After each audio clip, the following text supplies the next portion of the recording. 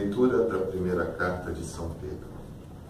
Caríssimos, sabeis que fostes resgatados da vida fútil herdada de vossos pais, não por meio de coisas perecíveis, como prata ou ouro, mas pelo precioso sangue de Cristo, como de um cordeiro sem mancha, nem defeito. Antes da criação do mundo, ele foi destinado para isso. E neste final dos tempos, ele apareceu por amor de vós. Por ele que alcançastes a fé em Deus. Deus o ressuscitou dos mortos e lhe deu a glória. E assim a vossa fé e esperança estão em Deus. Pela obediência à verdade, purificastes as vossas almas para praticar um amor fraterno sem fingimento. Amai-vos, pois, uns aos outros, de coração e com ardor. Nascestes de novo, não de uma semente corruptível, mas incorruptível, mediante a palavra de Deus, viva e permanente. Com efeito, toda a carne é como erva, e toda a sua glória como a flor da erva. Secou-se a erva, cai a sua flor. Mas a palavra do Senhor permanece para sempre. Ora, esta palavra é a que vos foi anunciada no Evangelho. Palavra do Senhor. Graças a Deus. Refrão do Salmo. Glorifica o Senhor, Jerusalém. Glorifica o Senhor, Jerusalém. Glorifica o Senhor, Jerusalém. Ó Sião, canta louvores ao teu Deus, pois reforçou com segurança as tuas portas, e os teus filhos em teu seio abençoou. Glorifica o Senhor, Jerusalém. A paz em teus limites garantiu, e te dá como alimento a flor do trigo. Ele envia suas ordens para a terra, e a palavra que ele diz corre veloz. Glorifica o Senhor, Jerusalém. Anuncia a Jacó sua palavra, seus preceitos, suas leis a Israel. Nenhum povo recebeu tanto carinho, a nenhum outro revelou os seus preceitos. Glorifica o Senhor, Jerusalém. Aclamemos o Santo.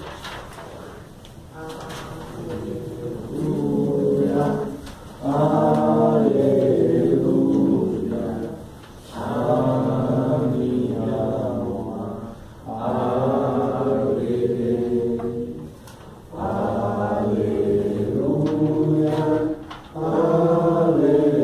aleluia, Cristo é meu Rei.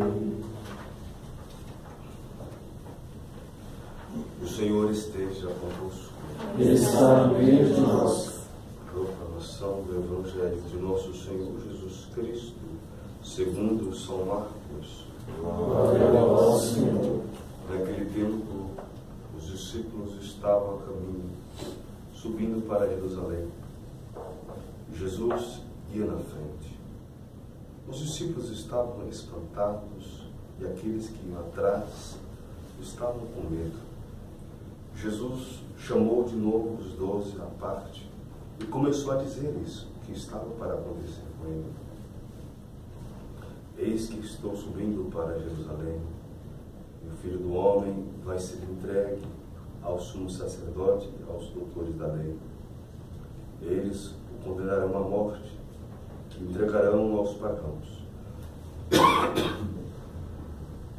Vão zombar dele, cuspir nele, vão torturá-lo e matá-lo. E depois de 3 dias, ele ressuscitará.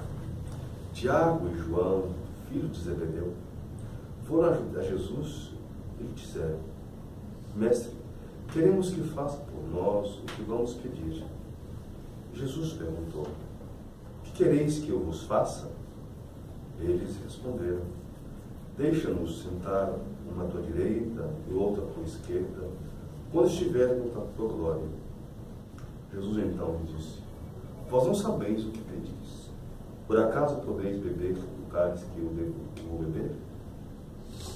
Podeis ser batizados com o batismo que vou ser batizado?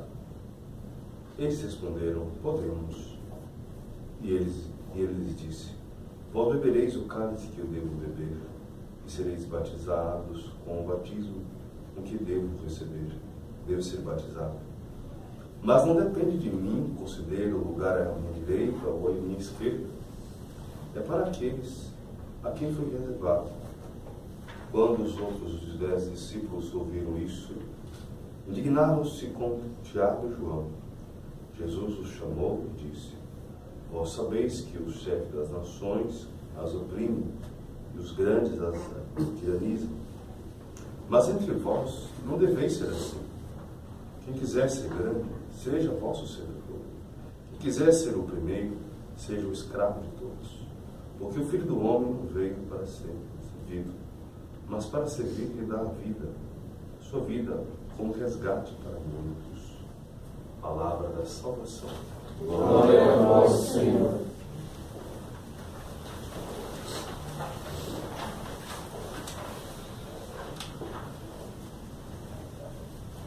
Nós estamos vendo Jesus subindo para Jerusalém. Esse subir aqui também está subindo para o Calvário. Jerusalém fica no alto e as cidades Decápolis, as pequenas cidades ao redor, fica embaixo. Subir significa que ele estava indo também para o suplício da cruz. Ele caminha na direção. E o evangelista faz questão de dizer, de frisar, Jesus caminhava na frente. Ou seja, é o mestre, ele mostra o caminho.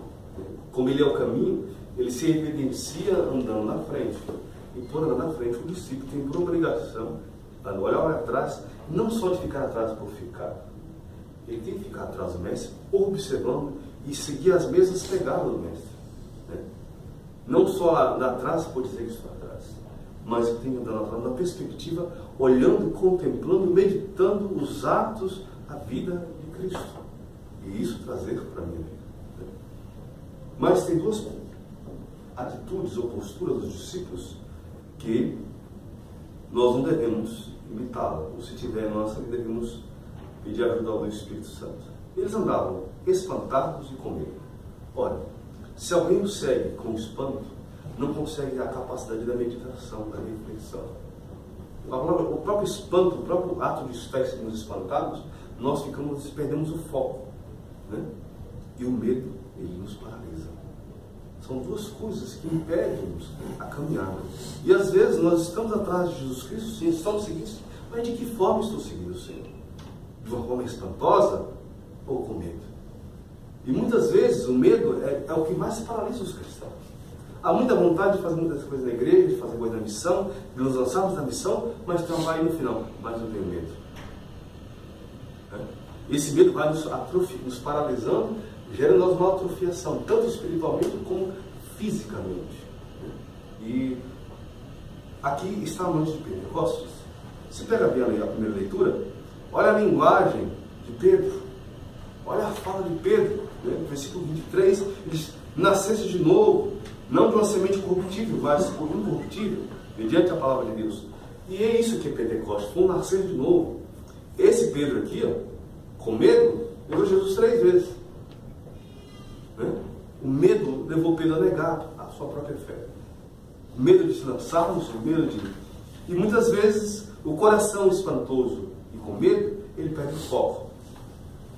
Olha, olhando essa perícope, não caberia esses dois Tiago e João pedir, nesse exato momento aqui, o mestre está falando que vai sofrer, vai ser preso, vai ser cuspido, eles vêm pedir lugar de honra.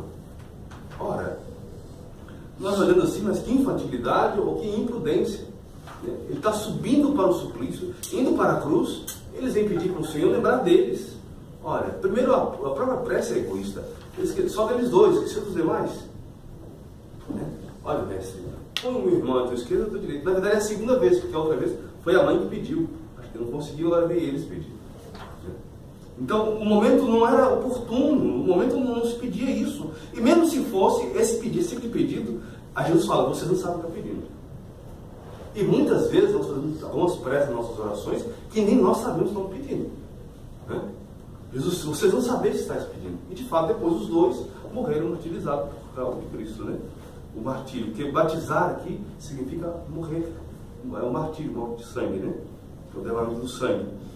E eles causam também uma contenda entre os discípulos, que aí começam, que na verdade eles dois falaram, mas todo mundo pensava a mesma coisa. Tanto ficar chateado. Ou seja, aquela pergunta que todo mundo faz, mas que todo mundo queria perguntar ou queria fazer, mas causou um certo atrito entre os grupos. Jesus percebe que os seus discípulos estão realmente apavorados e perderam o foco. Ele não vinha a esse mundo para ser servido, ele vim para servir. Ou seja, aquele que quer me seguir deve olhar para mim numa perspectiva de imitar, porque senão nós fazemos o caminho contrário de Cristo. Ele veio para ser servido, para servir, não para ser servido. E aquele que o segue, devemos ter o mesmo foco. Mas infelizmente como isso é difícil para nós. Ouvi de um padre idoso, né? Não sei se já falei aqui. Ele disse assim, olha, administrar uma igreja, uma paróquia, não é tão difícil. O difícil é administrar a vaidade dos paroquianos, a vaidade das pessoas. Às vezes, e é triste constatar que muitas vezes nós estamos servindo ao Senhor, mas na verdade nós estamos servindo a nós mesmos. Devemos nos perguntar, porque o que mostra, o que evidencia que eu estou servindo Cristo quando eu me coloco a serviço, não quando eu somente quero ser servido. Né? E Jesus mostra que esse é o caminho, que é colocar-se a serviço, colocar-se à disposição, mas Padre, como que posso fazer isso? Se dentro de mim há uma vontade imensa de ser servido, ou das duas coisas, eu gosto de servir, mas eu gosto também de servir. Aí entra a missão do Espírito Santo. Nos ensina tudo e nos recorda tudo. Né? Somente por obra do Espírito Santo, a nossa capacidade humana se curva diante do pequeno, diante do próximo. Porque essa foi a grande briga de Satanás. Satanás, quando Deus mostrou o plano da salvação, dizendo que ele ia servir os homens, ele se revoltou, ele não quis. Lúcifer. Ele se resignou, ele não aceitou se dobrar a servir a humanidade. Servir um ser inferior a mim, menor do que eu, Lúcifer, seus anjos não aceitaram. Então, nós temos cuidado, não temos posturas anti-evangélicas, anticristãs. Como sinal visível da minha conversão, da minha intimidade com Jesus, é a minha curvatura, sobretudo aos mais pequenos, aos mais fracos, quando me coloco a serviço. Porque quando é o mais forte, né, quando é o chefe, eu tenho, né, diz que manda quem quer, obedece a prejuízo. Né? Essa é uma visão fora, mas na visão espiritual, em Cristo, obedece quem tem experiência com Deus. Obedece quem tem experiência com amor. Obedece quem encontrou Jesus. É obediência, não é mais um peso. Você faz por amor. Aí Francisco de Assis. Né? Amo porque amo. Faço porque o amor me inflama a fazer. Isso não pesa para a gente. Cabe nos olhar para aquela, sendo a mãe dele, sendo a filha predileta de Deus Pai. Maria em nenhum momento pediu lugar de honra. Em nenhum momento Maria pediu, meu filho, lembra de mim. Nem isso. É olhar para essa mulher e a cada dia Maria pedir para ela, mãe, me ensina a cada vez mais a ser teu filho.